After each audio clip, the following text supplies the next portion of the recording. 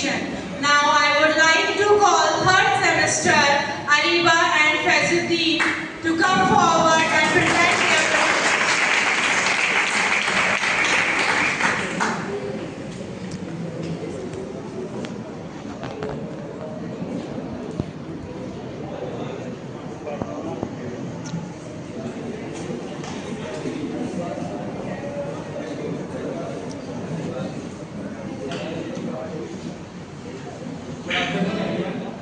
My name is Faizuddin. And I am Ariba Mumtaz. We are students of BSc Nursing third semester. Today we are going to present on the topic breastfeeding. Now let's start our presentation. So, what is breastfeeding? We are already know that breastfeeding means feeding a baby with a mother's milk directly from the breast. Breast का मतलब होता है कि कोई भी बच्चा जो feed करता है mother's milk directly breast mic ऊपर करो।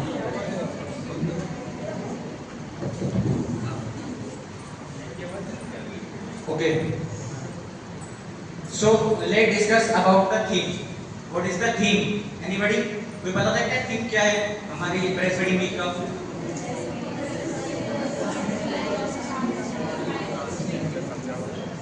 ओके तो थीम है हमारा breast feeding for a sustainable start in life, strengthen और what is the meaning of sustainable start in life?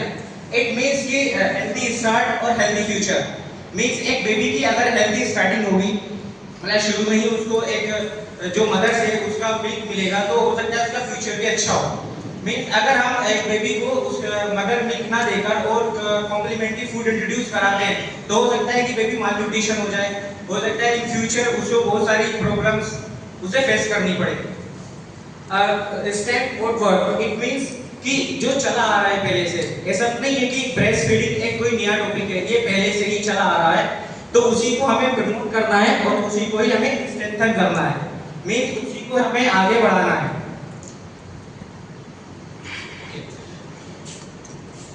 तो हमने डेफिनेशन डिस्कस कर ली है। सेकंड पॉइंट होता है best and safest food. It is a universally recognised as the best and safest food for the newborn baby.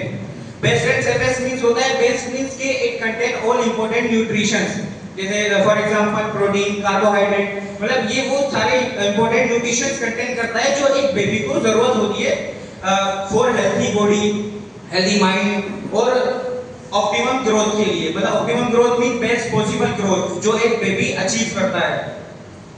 Complete first 6 month nutrition, इसके it deliver all essential nutritions a baby require for a first 6 month. Mothers के breast milk में वो सारे important essential nutritions होते हैं जो एक baby को रिक्वायर्ड होते हैं first 6 month after the delivery.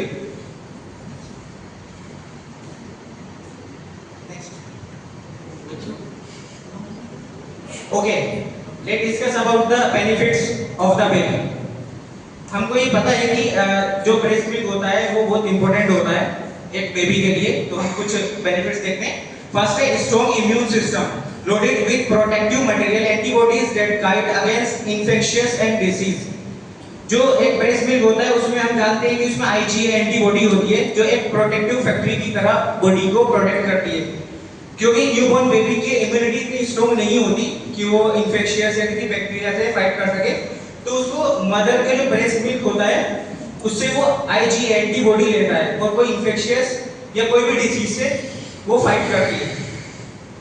Health growth and development, foster optimum physical weight gain, organ maturation and gut health. Breast milk एक बेबी को हेल्प करता है हेल्थी ग्रोथ एंड डेवलपमेंट में। ये क्या करता है? फिजिकल वेट गेन, जो ऑर्गन मैच्योरेशन में हेल्प करना, उसकी जो गट हेल्थ है उसको इंप्रूव करना। Better brain development, rich in essential fatty acid DHA that boost neural development and cognitive performance। DHA एक ओमेगा 3 फैटी एसिड है जो कि मदर्स के ब्रेस्ट मिल्क में होता है। ये नेचुरल फॉर्म है ओमेगा 3 फैटी एसिड की। ये इंपॉर्टेंट होता है बेबी के लिए बिकॉज ये हेल्प करता है बेबी के ब्रेन डेवलपमेंट, आईज डेवलपमेंट और कॉग्निटिव परफॉर्मेंस में। Fever, infection and illness, significance disease risk of diarrhoea, pneumonia, air infection and SIDS। अगर एक बेबी एक्सक्लूसिव ब्रेस्ट फीडिंग करता है तो उसमें जो रिस्क है डायरिया का, निमोनिया का, ये बहुत कम हो जाता है।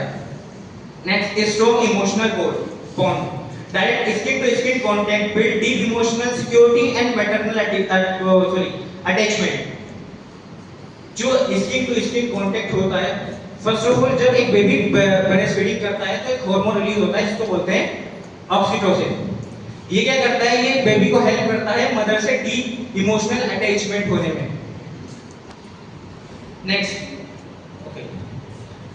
हमने देखा कि बेनिफिट्स क्या है एक बेबी के लिए। अब बेनिफिट्स क्या है for the mother.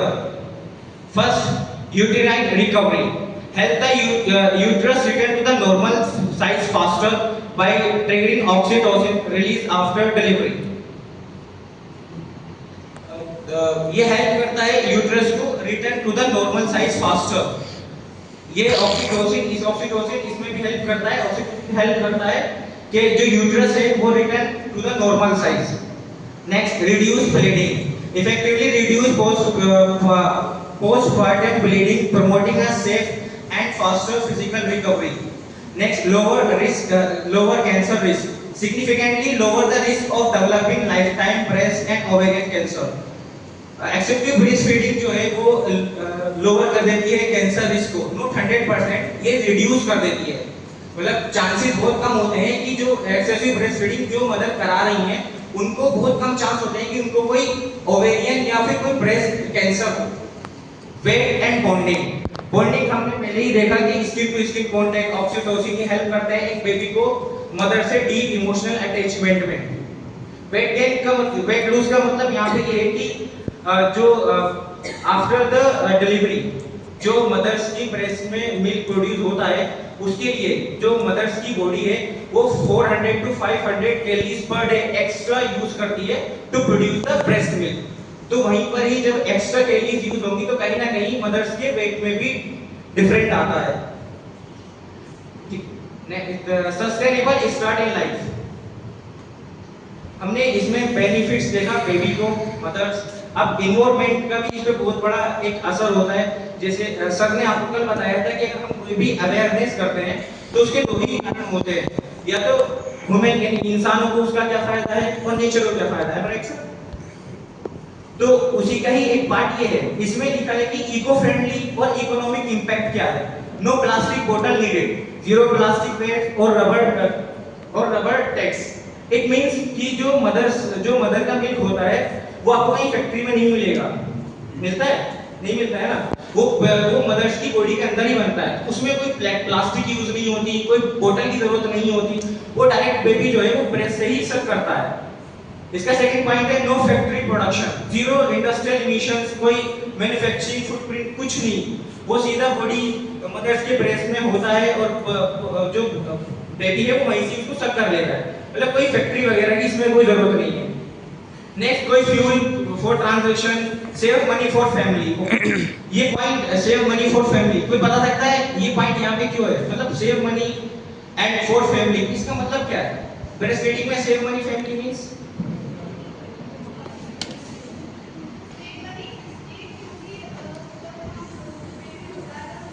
Family means ये होता है अगर कोई मदर ब्रेस्ट फीडिंग नहीं करा रही है, ठीक है, अगर वो बेबी को फॉर्मूला मिल्क दे रहे हैं, बेबी को उससे न्यूट्रिशन वैल्यू तो मिल जाएगी, मगर एंटीबॉडी का क्या?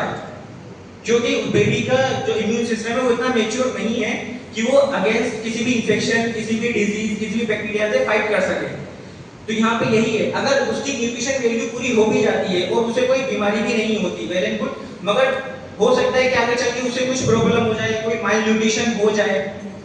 और क्योंकि फॉर्मूला मिल्क फ्री में तो मिलता नहीं है, पैसे खर्च करने पड़ेंगे, एक दिन भी नहीं पिला सकते, आपको 6 मंथ पिलाना होगा, तो उससे भी कहीं ना कहीं इकोनॉमिक बर्डन आता है। Protect the environment, cleanest natural food source on earth, breast milk एक clean and pure source of food है अर्थ के ऊपर फॉर द बेबी। नीचे एक लाइन है कि healthy baby plus healthy plants यानी सस्टेनेबल फ्यूचर। अगर एक हेल्दी बेबी है और एक हेल्दी एनवायरनमेंट है तो यही एक सस्टेनेबल फ्यूचर कहलाता है। स्ट्रेंथन वॉट वर्क, मैंने स्ट्रेंथन वॉट वर्क का मींस बताया था, इसका मतलब यही है कि जो पहले से चला आ रहा है हमें उसी को ही प्रमोट करना है, कुछ नया नहीं है, वही कि after the delivery 1 hour baby को ब्रेस्ट फीड कराना है, यही सब कुछ। तो उसी के कुछ पॉइंट है। Earlier initiation, start breastfeeding within 1 hour after the birth to leverage colostrum benefits. हमें जो है आफ्टर द डिलीवरी बेबी को 1 आवर में ही ब्रेस्ट फीड कराना है। क्यों? क्योंकि कोलेस्ट्रम जो है एक थिक येलो कलर का मिल्क होता है, इसमें एंटीबॉडी होती है उसके बेनिफिट्स लेने के लिए। Exclusive breast feeding, give only breast milk for the first 6 month, no external water और फूड। हमें बेबी को जो फर्स्ट 6 मंथ होते हैं उसमें खाली एक्सक्लूसिव ब्रेस्ट फीडिंग ही करानी होती है, कोई एक्सटर्नल फूड नहीं, कोई कॉम्प्लीमेंट्री फूड नहीं, कोई हनी नहीं, वाटर नहीं, कुछ नहीं। Next, continuous breast feeding, continuous nursing alongside complementary food up to 2 years और मोर। इट मींस कि हमें आफ्टर द 6 मंथ हम उसे धीरे धीरे कॉम्प्लीमेंट्री फूड देने हैं, और ये 2 years या हम उसे ज्यादा भी। I would like to hand over the presentation to Areeba Mumta. Thank you Faizuddin. अब हम पढ़ेंगे कम्युनिटी सपोर्ट सिस्टम, मतलब मदर को बेबी ब्रेस्ट फीड करवाने के लिए किन किन लोगों की जरूरत होती है। सिर्फ अकेली मदर अपने एफर्ट्स के साथ ब्रेस्ट फीड करवा सकती है, लेकिन उसे और भी ज्यादा सपोर्ट की जरूरत होती है, उसे इमोशनल सपोर्ट चाहिए होता है। The first one is family members. Mother तो छोड़िए, लेकिन एज ए ह्यूमन बीइंग हमें भी नॉर्मल सपोर्ट चाहिए होता है। फैमिली मेंबर से हमें मोरल सपोर्ट चाहिए होता है, क्योंकि हर चीज में हमें फैमिली की जरूरत होती है। फैमिली मेंबर्स क्या देते हैं मदर्स को? प्रोवाइड करते हैं इमोशनल एनकरेजमेंट। मदर एक तो बहुत ज़्यादा डिप्रेशन में होती है उस टाइम, जब वो बेबी डिलीवर करती है वो बहुत ज़्यादा डिप्रेशन में होती है, बहुत ज़्यादा कंफ्यूज होती है, बहुत ज़्यादा इरिटेशन होती है उसे हर चीज़ से। लेकिन जब तक फैमिली मेंबर्स उसको इमोशनल सपोर्ट नहीं करेंगे, उसको इनकरेज नहीं करेंगे कि आप भी हमारे लिए उतने ही इम्पोर्टेंट हो, उसको फिजिकल रेस्ट नहीं देंगे। And household support for the mothers, मतलब हमारी सोसाइटी में मोस्टली ये होता है कि मदर ही बेबी को संभाल रही है, आफ्टर कुछ टाइम मदर ही घर का काम भी कर रही है, और जो घर की नंदे होती हैं, सास होती है, वो सिर्फ बैठी होती है। लेकिन ऐसा नहीं करना है, पार्टनर को भी और जो सास नंदे घर के जितने सारे लोग होते हैं उन्हें चाहिए कि वो मदर की हेल्प करें हाउस होल्ड वर्क्स में और बेबी की केयरिंग में। The second one is Asha workers. हम सभी वेल नोन है आशा वर्कर्स की, इसमें कि आशा कौन होती है। आशा को क्या करना चाहिए? कंडक्ट करना चाहिए होम विजिट, घर घर जाना चाहिए, लोगों से पूछना चाहिए उनकी प्रॉब्लम्स क्या है, उनकी जो प्रॉब्लम उसको समझना चाहिए और अपने एरियाज में देखना चाहिए कि उन्हें किन किन चीज़ों की नीड है। Educate rural mothers. हम मोस्टली लोग ऐसे हैं जो रूरल एरिया से बिलोंग करते हैं, जितने हमारे फ्रेशर्स आए हैं मोस्टली होंगे जो लोकल हैं, लेकिन कई सारे ऐसे होंगे जो रूरल एरिया से बिलोंग करते हैं, जो ऐसा टॉपिक नॉर्मली अपने घर में बात भी नहीं कर सकते। इसलिए हम लोग आप सबको समझा रहे हैं ताकि आप इसको अच्छे से समझो। जो आशास हैं वो रूरल मदर्स को समझाएं कि उनके लिए ब्रेस्ट फीडिंग कितनी ज़्यादा इम्पोर्टेंट है, उन्हें जो एक्सेसिव ब्रेस्ट फीडिंग है वो बच्चों को करवानी चाहिए, और जो उनके घर में और दूसरी लेडीज हैं उन्हें भी समझाना चाहिए कि कोलेस्ट्रॉल को फेस नहीं करना है। उन्हें फर्स्ट नीड होती है वो बेबीज की फर्स्ट फीड होती है, उन्हें बेबीज को अच्छे से प्रोवाइड करना है। एंड क्लेरिफाई लैक्टेशन प्रैक्टिसेस, और उन मदर्स को समझाना है कि लैक्टेशन प्रैक्टिसेस कितनी ज़्यादा इंपॉर्टेंट है, उन्हें अच्छे से पोजीशन बतानी है, उन्हें बताना है कि आपको क्या क्या चीज़ लेना चाहिए जिससे अच्छे से ब्रेस्ट मिल्क प्रोड्यूस हो। अगर मदर बेबी को मिल्क दे रही है तो इसका मतलब ये है ना कि उसके अंदर से न्यूट्रिशन जा रहा है। जब तक मदर अच्छे से न्यूट्रिशन कंज्यूम ही नहीं करेगी वो अपने मदर्स को सफिशिएंट मिल्क देगी कैसे। The third one is anganwadi centres. जो आंगनवाड़ी सेंटर्स होते हैं वो उन्हें प्रोवाइड करना चाहिए क्रूशियल न्यूट्रिशन गाइडेंस और सप्लीमेंट्री फूड देना चाहिए मदर्स को। The fourth one is hospital, deliver professional clinical breast feeding counselling and rooming in facilities. मतलब हॉस्पिटल्स में अच्छे सेंटर्स बने होते हैं जो काउंसलिंग करते हैं न्यू मदर्स को। जो जैसे कि मैंने अभी आपको बताया कि जो मदर्स होती हैं वो पोस्टमार्टम डिप्रेशन से गुजर रही होती हैं आफ्टर द डिलीवरी, उनके मन में बहुत सारी चीज़ें चल रही होती हैं, उसके लिए नर्स को चाहिए कि अच्छे से मदर्स को काउंसलिंग करे, और रूमिंग फैसिलिटीज होनी चाहिए हॉस्पिटल में, यानी कि जो मदर और जो बेबी है वो दोनों साथ में एक ही रूम में रहें, अलग अलग सेपरेट रूम में ना रहें, ताकि उनकी जो बॉन्डिंग है वो अच्छे से बनी रहे। The fifth one is school and colleges. जैसे कि हम यहाँ कॉलेज में स्प्रेड यूथ अवेयरनेस, ये जो हम कर रहे हैं, जो सेमिनार हो रहा है, जो कैंपेन्स होते हैं वो क्यों होते हैं? ताकि जो हमारा यूथ है उनको अच्छे से स्प्रेड कर सके, अवेयरनेस फैला सके हेल्थ एजुकेशन में नर्सिंग में आप सबसे पहले पढ़ेंगे हेल्थ एजुकेशन। आपके हर टॉपिक में आएगा कि आप हेल्थ एजुकेशन कैसे देंगे। And social acceptance of nursing, हमें किसी चीज से शर्माना नहीं है। हमारे लिए हर टॉपिक एज ए एजुकेशन, हमें एजुकेशन पर्पज से हर टॉपिक पढ़ना है, ऐसे ही उस टॉपिक को आगे भी फैलाना है ताकि जो मिथ्स है वो सब खत्म हो सके। करवाती है मदर तो उसमें बहुत सारे चैलेंजेस आते हैं मदर्स को, जिसके चैलेंजेस को हम सॉल्यूशंस हम यहाँ देखेंगे। The first one is lack of knowledge. जो मेजर चैलेंज होता है वो होता है knowledge, unawareness regarding techniques and benefits. जो न्यू मदर होती है उसको जानकारी नहीं होती कि वो मदर बच्चों को कैसे फीड करवाए, किस टेक्निक का यूज करे और क्या क्या बेनिफिट्स हैं जिससे वो बेबी अच्छे से ग्रो कर पाएगा। इसके सॉल्यूशन क्या है? Health education. As a nurse हमें मदर्स को अच्छे से एजुकेट करना है कि मदर को बेबी को ब्रीस्ट फीडिंग क्यों करवानी है, एक्सेसिव ब्रीस्ट फीडिंग कितनी ज्यादा जरूरी है, प्रीनेटल यानी कि डिलीवरी से पहले के टाइम पे एंड पोस्टनेटल आफ्टर डिलीवरी हमें मदर्स को काउंसिल करना है, काउंसलिंग क्लासेस लेनी है एज अ नर्स ताकि जो मदर है वो अच्छे से समझे एक्सेसिव ब्रीस्ट फीडिंग और जो उसके माइंड में कंफ्यूजन है वो दूर हो। जो मेजर चैलेंजेस सेकंड वो है wrong beliefs, myths, discarding cholesterol और अर्ली वाटर फीडिंग, यानी कि बहुत से घरों में ऐसा होता है जो फर्स्ट मिल्क होता है कोलेस्ट्रॉल येलो मिल्क उसको लोग डिस्कार्ड कर देते हैं कि नहीं नहीं पहला मिल्क बच्चों को नहीं देना, उसमें ये बीमारी होती है, उससे ये हो जाएगा। लेकिन ऐसा नहीं है, जो कोलेस्ट्रॉल होता है वो बहुत जरूरी होता है बच्चों के लिए। And the second one is early water feeding, मतलब बच्चों को बिफोर 6 मंथ 6 महीनों से पहले वाटर भी नहीं देना, अवॉइड करना है कि हम उन्हें पानी भी ना दें, सिर्फ एक्सेसिव ब्रीस्ट फीडिंग पे रखना है हमें बेबीज को 6 मंथ तक। इसके सॉल्यूशन है कम्युनिटी अवेयरनेस। जैसे कि हम सभी यहाँ बैठे हैं, सब लोग यहाँ बैठे हैं क्योंकि आपके जूनियर्स के सीनियर्स और हमारे भी सीनियर्स हमें बता रहे हैं, अवेयरनेस फैला रहे हैं कि कितनी ज़्यादा इम्पोर्टेंस है ब्रीस्ट फीडिंग की। तो ये हम अवेयरनेस फैला रहे हैं, ऐसे ही अवेयरनेस स्प्रेड करनी है। Third word is working mothers. जो मेजर चैलेंज होता है वर्किंग मदर्स के लिए वो बहुत ज़्यादा होता है। एक तो उन्हें काम पर जाना होता है, उन्हें फाइनेंशियली अपने घर की हेल्प करनी होती है, तो शॉर्ट लीव उन्हें छुट्टी नहीं मिलती। और अगर कहीं कहीं ऐसा अलाउड होता है कि वो बच्चों को ला सकते हैं तो ऐसी कोई जगह नहीं होती जहाँ वो बच्चों को ब्रीस्ट फीड करवा सके। ऐसा कोई प्राइवेट ऑफिस नहीं होता है, कोई प्राइवेट रूम नहीं होता। And lack of expression facilities, साफ सी बात है जब बेबी और मदर आपस में जुड़ेंगे ही नहीं, कभी कभी मिलेंगे या फिर मदर जब काम से घर जाएगी रात को सिर्फ तभी मिलेंगे, तो उन लोगों के बीच बॉन्डिंग कैसे बनेगी?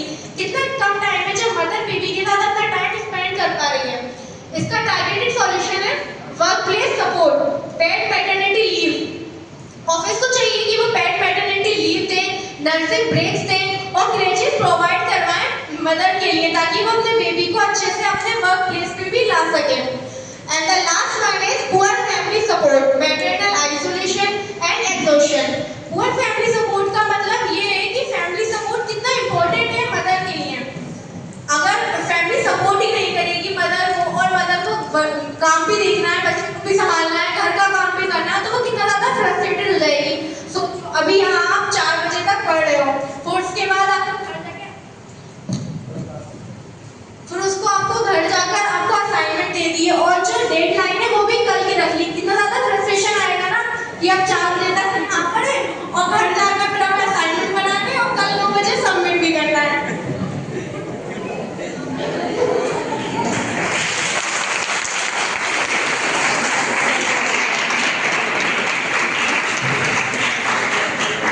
ठीक है, तो ऐसी फैमिली सपोर्ट की बहुत ज़्यादा जरूरत होती है। सोचिए मतलब कितनी ज़्यादा फ्रस्ट्रेटेड होती है।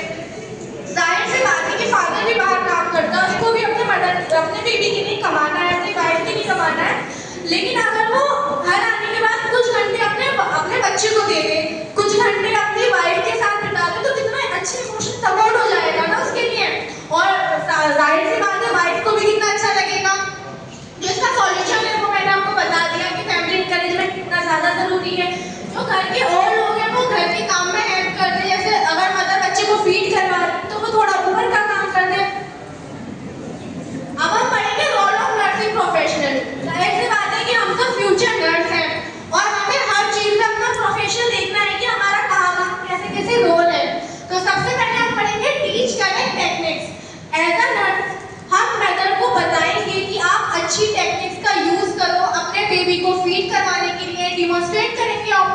पोजीशन को और टीम मैचिंग को।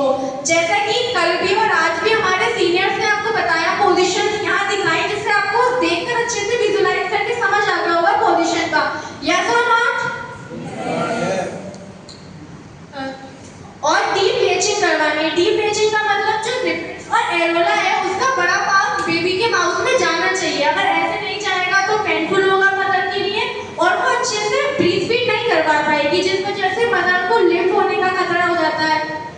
And the second word is help with problems. Nursing profession, हमारा सबका नर्सिंग प्रोफेशन है, तो हमें समझना चाहिए कि हमें प्रॉब्लम्स के से कैसे डील आउट करना है, मैनेज करना है सॉल्व निपल्स को, इनगॉल्फमेंट एंड लो सप्लाई एंजाइटी। जैसे कि सॉल्व निपल्स क्या होता है, जब इनिशियल डेज में ब्रीथ फीडिंग करवाती है मदर, तो आफ्टर डिलीवरी इनिशियल डेज में सॉल्व निपल्स हो जाते हैं। सॉल्व निपल्स का मतलब ड्राई निपल्स हो जाते हैं, जिससे निपल्स में क्रैक आ जाता है।